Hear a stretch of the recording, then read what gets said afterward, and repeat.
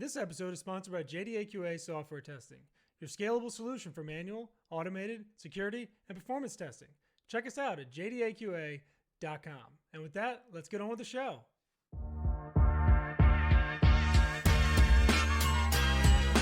This is The First Customer, hosted by Jay Agner.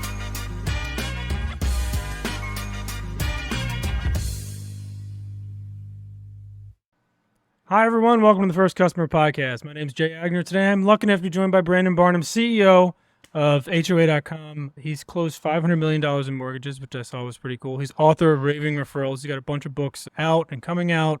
Brandon, thanks for joining me today, buddy. Oh, thanks, Jay. Happy to be here. Where are you based out of? Phoenix, Arizona. How hot is it there right now? Yesterday, I got in my car and it said 120. Wow.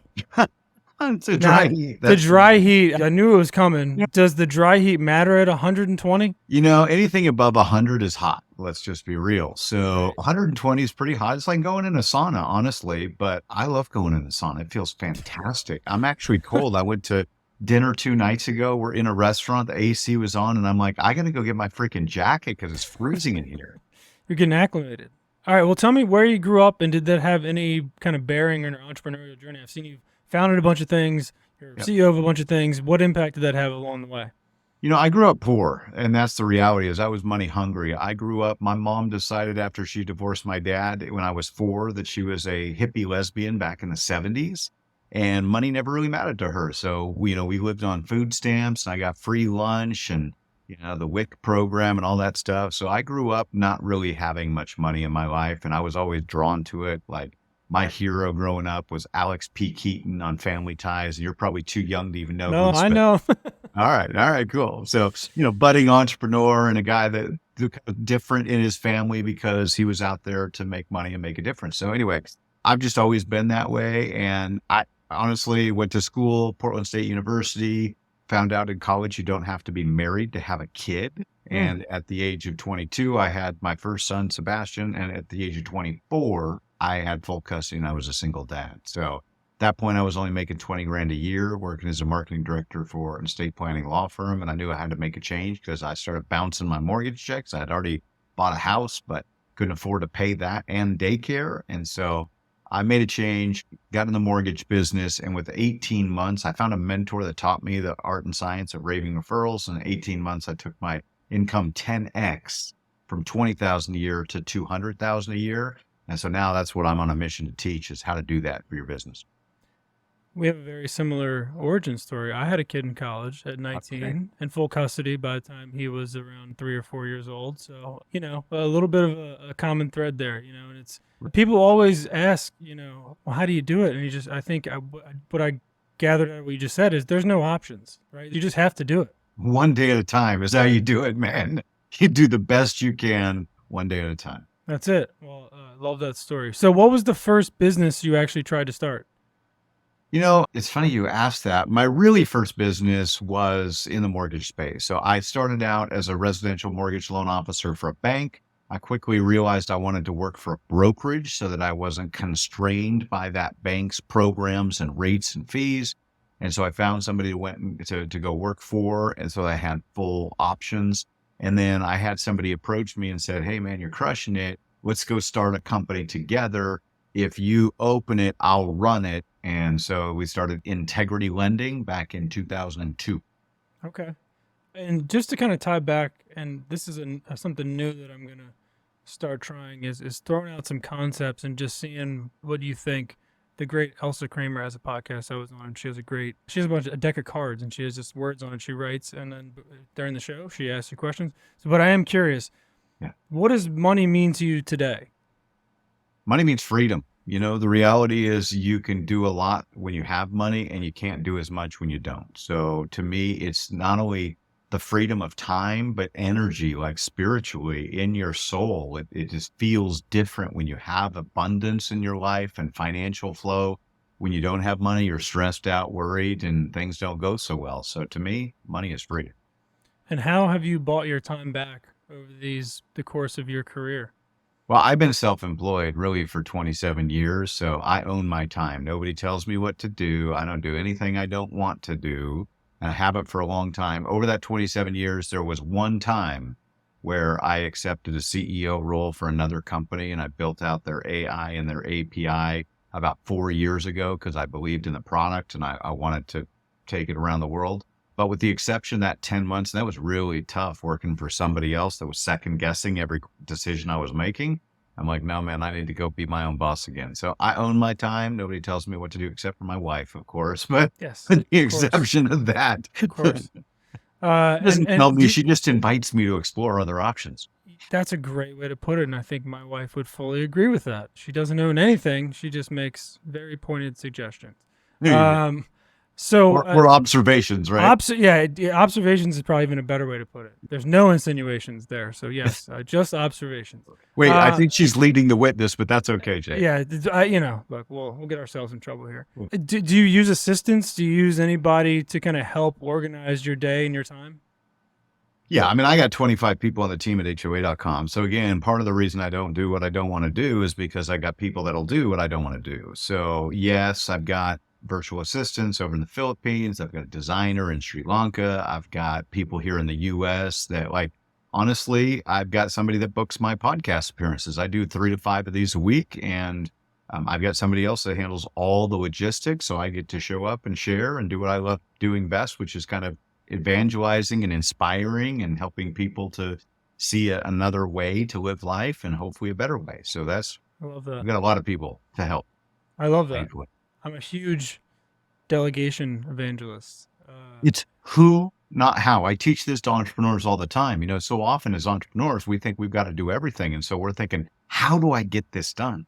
Start thinking, who can help me get this done? Who would be amazing at this task that drains my energy where it will fire them up? Who, not how.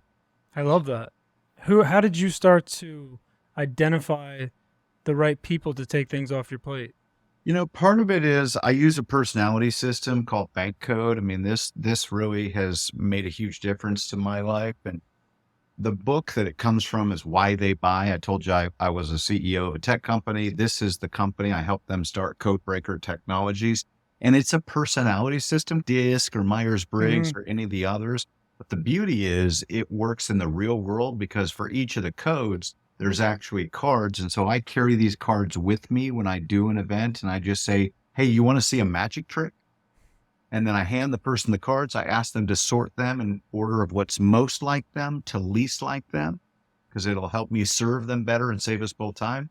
And so really it's personality science. That's the first level. Now from there, once we've kind of filtered out and found people that match the personality type of the position that we're looking to fill, then we have other metrics and tools that we use. We like Harrison assessments is really good to identify, is their personality right for the position? So we start with just generally, and then we really dig into identifying the right person for the role.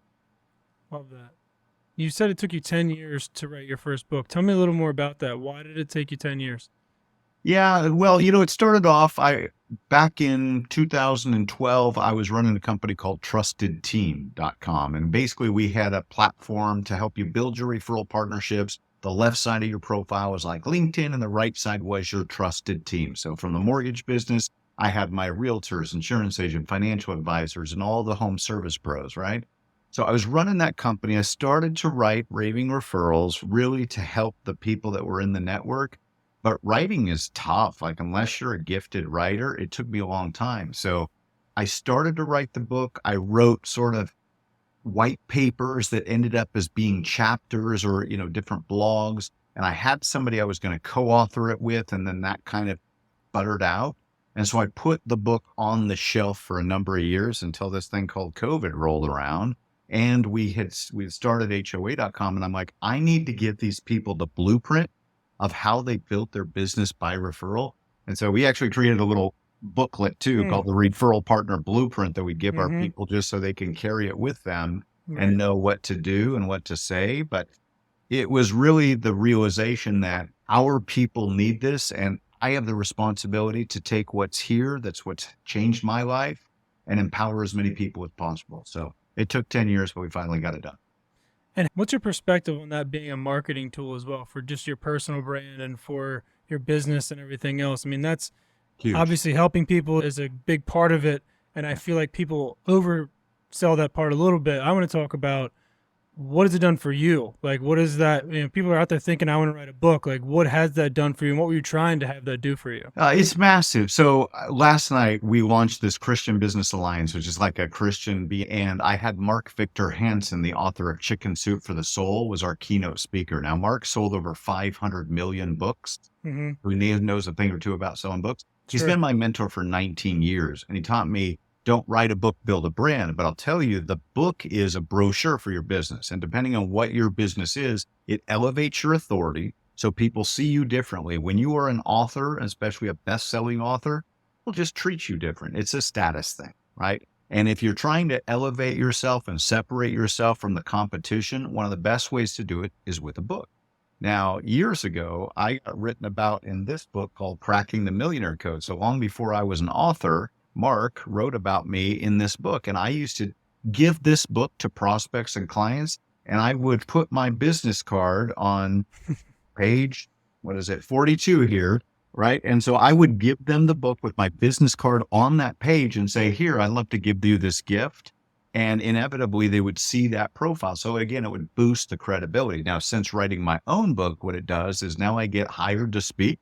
So I was sharing with you before the show, I've got a speaking gig next month where a group of dentists, because the second book is called Raving, Referrals for Dentists, one of the industries we serve. So I've got a group of dentists that is paying my flight, my hotel, and hiring me to come speak to an audience of 75 dentists for 6 hours.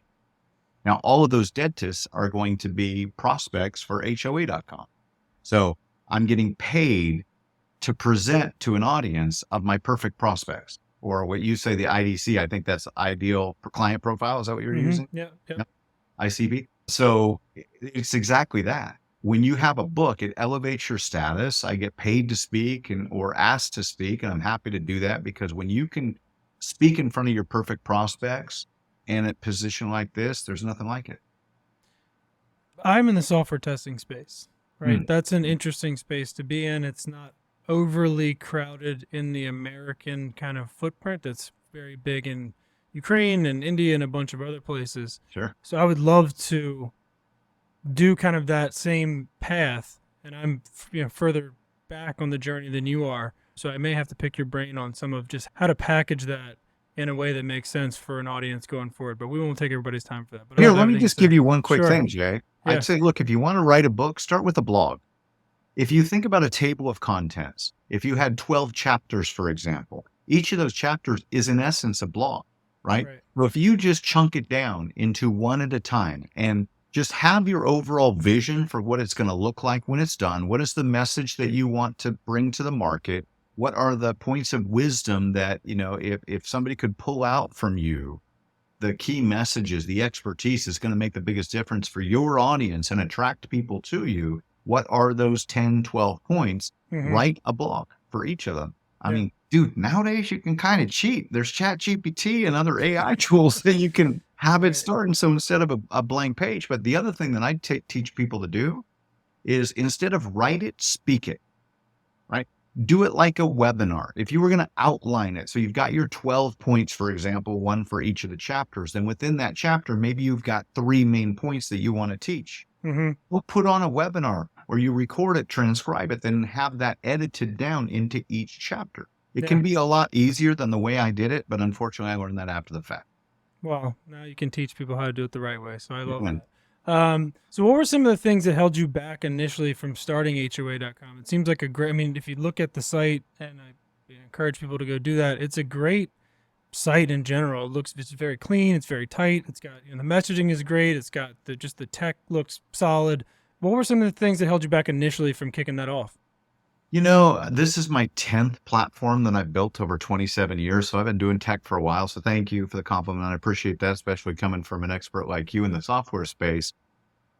We didn't start out as HOA.com, right? We didn't have that domain. We started out as thehomeowneralliance.com with a mission of connecting homeowners to professionals they can trust. Now that we have the HOA.com domain, we're on a different mission. We're actually out to revolutionize the homeowner association space. And then from that position, we connect homeowners to professionals they can trust. So what we're building is like Nextdoor meets Angie's List meets Zillow. So it's a massive project and platform, but we didn't start out with the vision that we have now. So here's one of the things. When you're starting your business, cast your vision, go to market with what can generate cash flow quickly. Cash flow is king.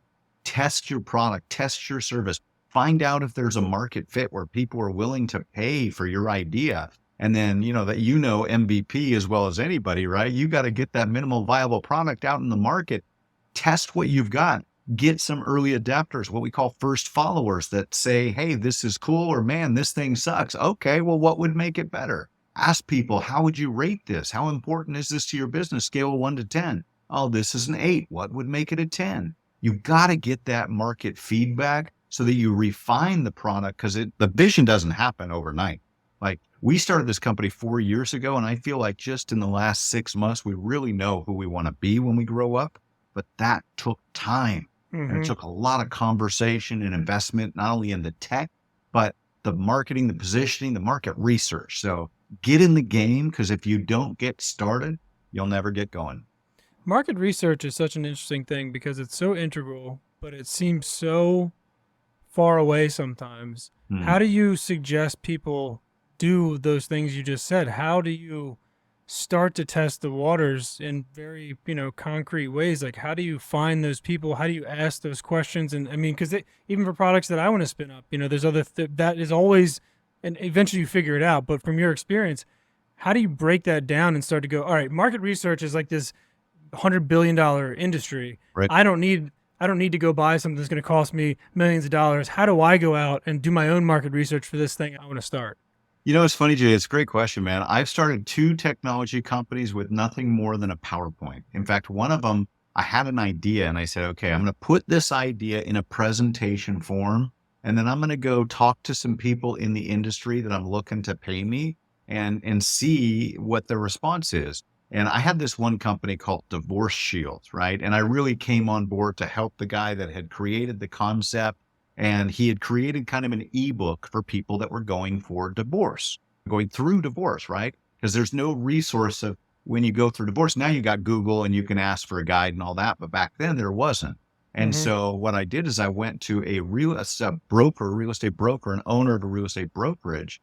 And I said, hey, here's the idea. What do you think about this? And I walked out of that meeting. Well, it took a few meetings, but walked out with 30 days later with a contract for $165,000. And that provided the seed capital to actually build the technology. So start with your vision, put it in a PowerPoint form. I started another company where same thing. We brought a bunch of our perfect prospects into a room, presented them with, here's what we're going to build. How would you like to be one of the first? And if you are, we're going to sell you a charter membership where you'll pay one time and you'll have lifetime access to this software platform. And so, you can test it without even building the tech, quite frankly. Well, so that's great. I love that. How did you find those prospects and I want to get very specific here. How did you find those prospects that you thought would be good for that business and get them in a room? It's Raving Referrals. It's all about asking people who you know. And then this is Mark Victor Hansen's book, Ask, right? This is what he taught about last night. You got to ask for help. A lot of people are hesitant because they feel like they're supposed to know it all and they don't want to, belittle themselves or feel like people are going to perceive them as that they don't know what they're talking about. And get over yourself. You got to ask for help. If you want to succeed, if you want to win, it takes a village, it takes a tribe. It's not just about you. So what I did is I said, hey, here's this idea. Here's what we're thinking of doing. Who do you know that you think would be a perfect fit for this? And I had people introduce me. Now, the secret to our success, like at HOA.com, and my last platform is called Refer.com. We built that to 5 million members. Part of the reason we do that is we built virality into the model. At HOA.com, when people come on board, the first thing we do is we help them formalize their referral partnership. So a realtor comes on board. We say, who are the people that you give the most referrals to? Who are the people that you receive the most referrals from? And who do you know, like, and trust that also serves homeowners that you'd like to partner with and cross promote?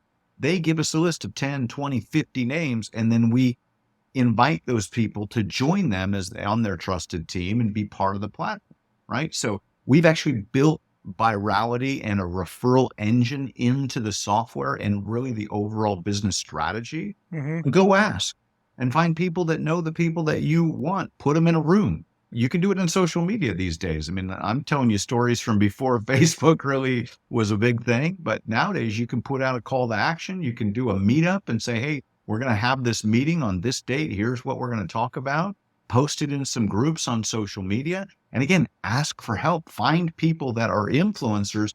Ask for podcast hosts to say, here's what I'm doing, and we'd love to get you involved. And then offer people partnership. I mean, sometimes you can either pay people in a commission or an affiliate fee, or you may need to bring somebody on as a partner in your business. What I suggest, though, is that you create a vesting plan where they earn equity over time and with performance. Like, I just hired a new chief revenue officer, and he'll vest over 4 years. But essentially, to get his 5% in our company, he needs to take us to $1 billion valuation. Wow.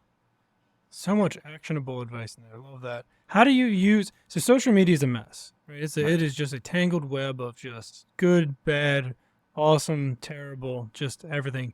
How do you use social media personally and with your business? What's funny, Jay, is I'm never on social media myself. I don't have time for that, man. I'm running a company. So I have a team that does it for me. I have a team that posts and they interact and they do social selling and all that stuff. If you see something posted on me, I'm just telling you right now, I didn't write it. I didn't post it because I don't do that. I don't really go on Facebook. I look at LinkedIn more than anything else just for me. That's where I work and where I play, because I'm looking for executives of top national companies that are in our industries. But for me, I don't play in social. I have teams that do that because that's not the highest and best use of my time. There's people that focus on those one-on-one, but you can get a lot of leverage. The beauty is social media is free, right? You can find and access your perfect prospect, your ideal clients pretty easily these days. You just have to have a compelling offer and focus on serving, not selling. Love it. If you had to start HOA.com over again today, maybe not what would you do different question, but what would be step one for you? And you kind of maybe mentioned it, but I mean, if there was something different that you've learned along the way, what would you do if you had to start it over again tomorrow? Yeah, that's a great question, man. I would definitely, I mean, obviously, knowing what I know now, I know what the vision looks like. When we started off, it was completely different. We actually started this as a real estate referral company, and we were generating home buyers using an IDX website, buying Google AdWords and getting traffic to our site. And we'd attract people that were looking to buy. We refer them over to real estate agents and we'd earn the commission. So that's how we started the company. And we pivoted 3 times since then to get where we are now. So knowing what I now know, I would build what we're building here. But I think to your question and your audience is, how do you get started with something like this, right? And it goes back to what I said before. Clarify your vision and your offer. Get clear on what's the value that you're offering to people. How are you going to impact them? How are you going to help them live better lives, make more money, save time, look better, feel better, whatever it is that your product or service does.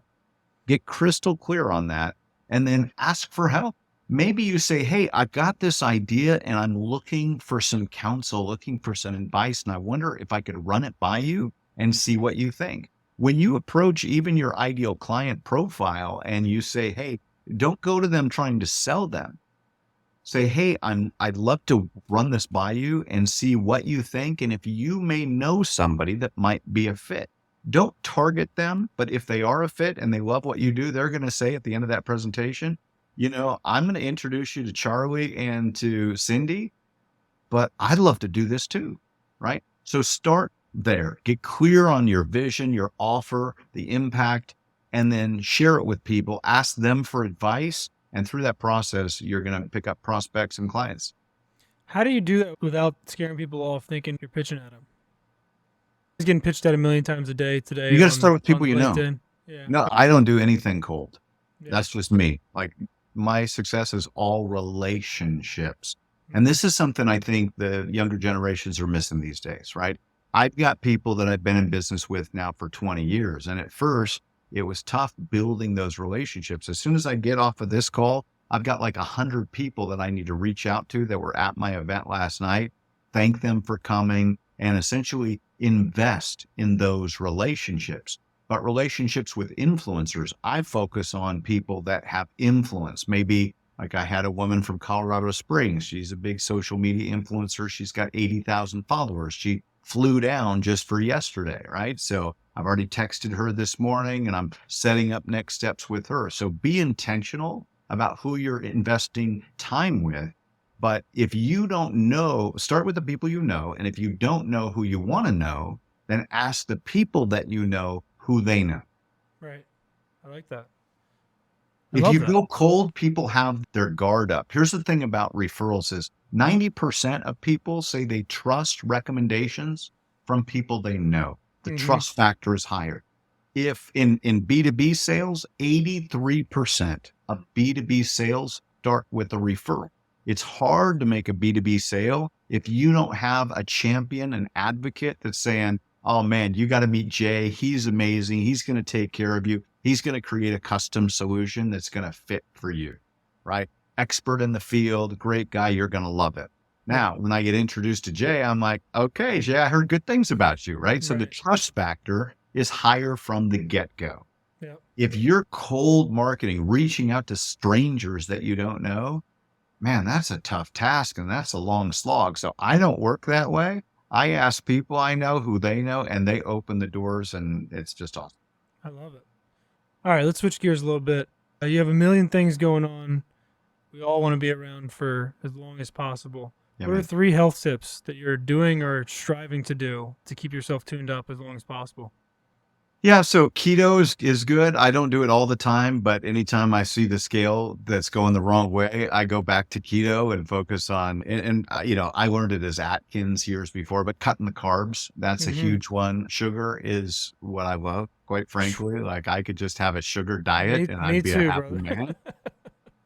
So I got to cut the sugar, right? So that's number one. The other thing is managing your internal state.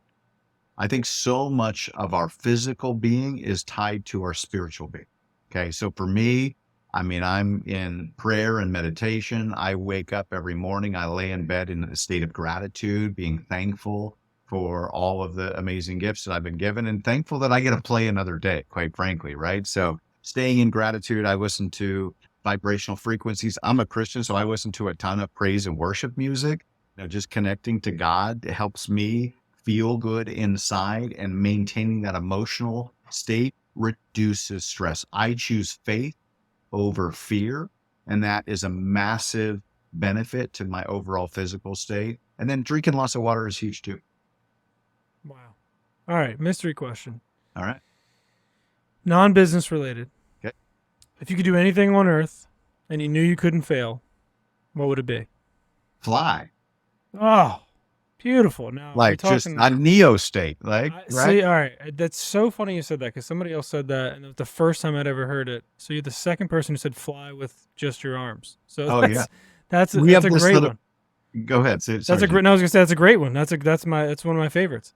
I'm the chairman for the Champions Institute. It's a sales and leadership coaching and training company. And one of the things that we do is we help people select their champion avatar, right? If you could be anybody that you wanted to be, who would it be? So that if you're going into a big meeting and you're feeling a little anxious, we teach them to get into a champion state, right? Well, so we have everybody choose their champion avatar. For me, I am Neo. Why am I Neo? Because Neo can stop bullets with his mind. He can fly through the air. He can do anything he wants. And I believe it's that belief in what's possible that drives us forward and helps you achieve anything you want. That and prayer and connection to God in my world. Fantastic. Brandon, you are an impressive individual. Thank you for giving me some of your time today, brother. Where can people find you? Where can they find HOA.com, even though it's pretty self-explanatory, if they want to reach out? That's the mystery question. That's a mystery question. Where do they find HOA.com? Yeah. No, for me personally, you can go to brandonbarnum.com. That's kind of got a bunch of my links. So, you know, those people want to book me on a podcast like this, you can find that. There's a calendar link as well, and some links to like the bank code assessment, the personality system.